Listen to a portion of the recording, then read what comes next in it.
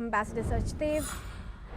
And moving ahead, viewers, let's move to the news from Iran now, where massive protests have erupted, led by women opposing strict gender laws and mandatory hijab rules, part of a wider movement for freedom and human rights. Demonstrations have intensified following decades of repression and enforcement by morality police and security forces. The roots of this unrest stretch back to Iran's history. Mohammad Reza Shah Pahlavi ruled until 1979, modernizing and westernizing the country, but also facing rising authoritarianism and religious opposition. Public protests eventually forced him to exile, ending the monarchy. Ayatollah Khomeini then assumed power, establishing the Islamic Republic with clerical rule. Since the revolution, the regime has implemented strict gender laws, using the hijab and legal restrictions to consolidate state authority, control women's autonomy, and maintain a patriarchal social order. These historical and ideological foundations continue to fuel today's widespread protests. I now request Lieutenant Colonel retired Himanshi Singh to join me in the discussion here. She is a Defence and International Relations analyst and joins us from New Delhi. Thank you very much, Lieutenant Colonel, for joining me in this discussion.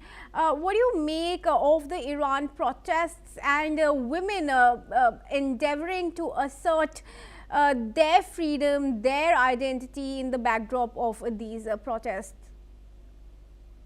As a defense and geopolitical analyst, let me be very clear. What we are witnessing today in Iran is not a temporary unrest, but it is a structural, crisis of state. So what we had earlier seen was like in 2022, there were protests about ideology like women, life, freedom.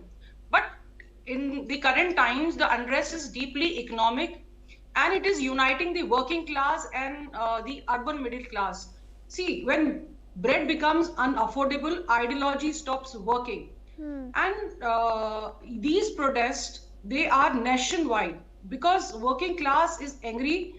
The people who are even in business, they are angry. So middle class and the upper class is already very angry. And this is the most dangerous combination for any regime. As we are seeing, there's external pressure, which is from the US side. There's regional isolation. There are economic sanctions that leaves Tehran with limited options. So when regime, feels encircled and they're hardened internally, it is difficult for a regime to survive. Earlier, see, Tehran was known as the Paris of East. It had a cosmo culture. Women could vote till 1979, and it was granted in 1963. They could attend university and they could choose to wear Western clothing. Jeans were also allowed. So there was no mandatory hijab. So people are used to this kind of culture where alcohol was legal, music and cinema thrived.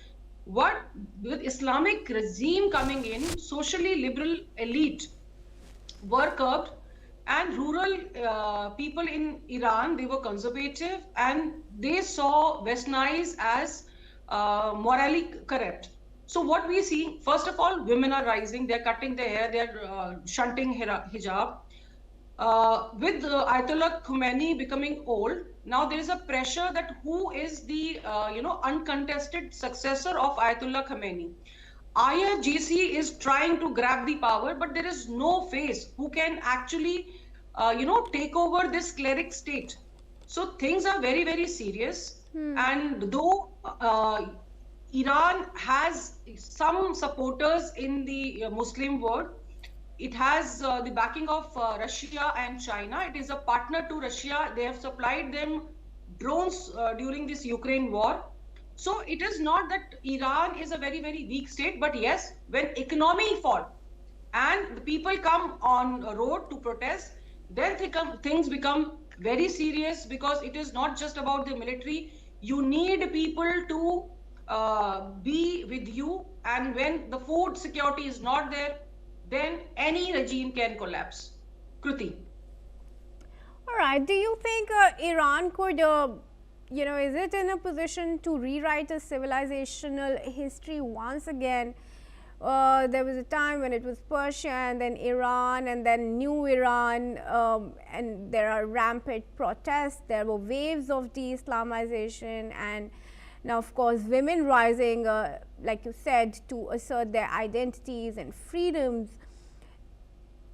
Where does Iran really stand right now? See, Iran, as I said, it's at a free fall of its economy. There is a leadership vacuum, and there is a relentless pressure, and especially women become 50% of your human resource. So if that human resource is not ready to cooperate, and normal people are on street, it becomes a national security threat. See, in 1979, when Ayatollah Khomeini, he assumed power, it was not an overnight thing. It was a strategic dismantling of the monarchy.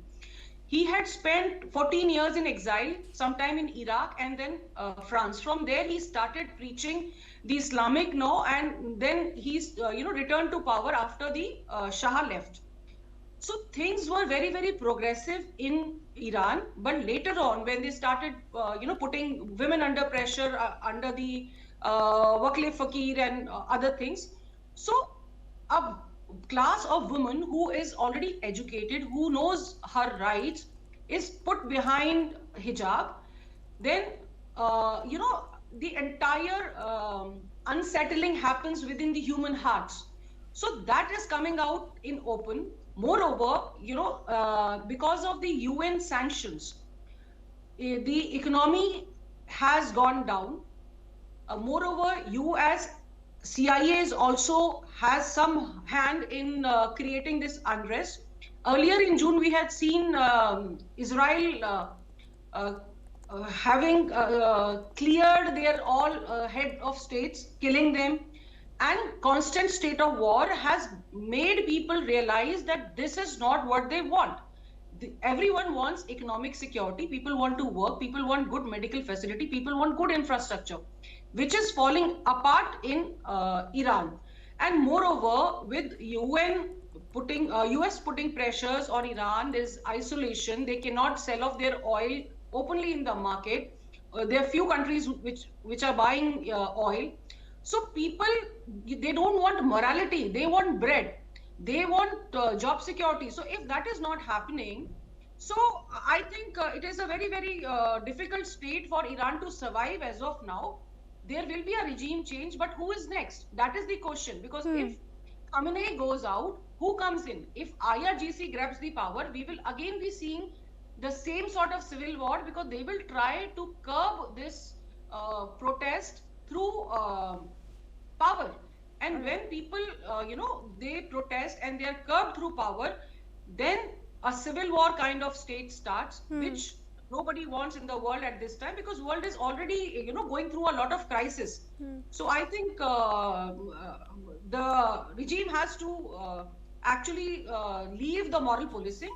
It will double down on the protesters, because the Ayatollah Khamenei has said that the state must listen to people, but the protesters must be taught a lesson. So it already shows that there is some sort of crisis happening. Right. So let's we'll leave it at that. This discussion is, of course, an unending one, needs a lot of time. But let's move on now, Lieutenant Colonel Singh.